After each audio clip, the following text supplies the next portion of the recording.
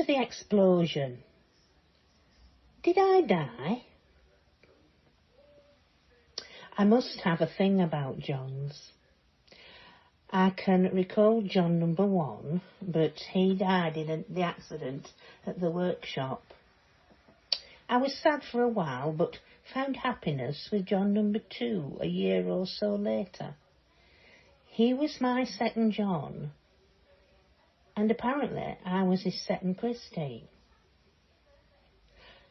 But I seem to be at a party though now, in my old garden, celebrating the end of my marriage to John number 2.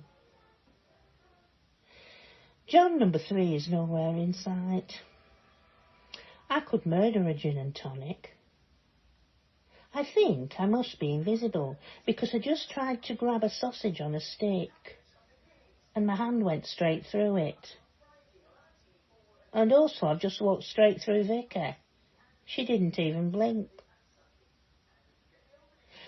Going round to the kitchen, there he was, John number 3. And who's that is kissing? Oh, it's me back then. My hair was still blonde, and my figure was intact too. But what on earth did I see in number 3? John number 2 was cuddly. He had a boring job, but he liked to eat out and go on holiday. He retired and we bought a Winnebago and set off to Spain, travelling around. Our sex life, though, wasn't very good.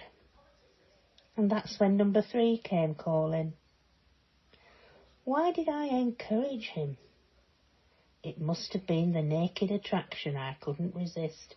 What a fool me. Eventually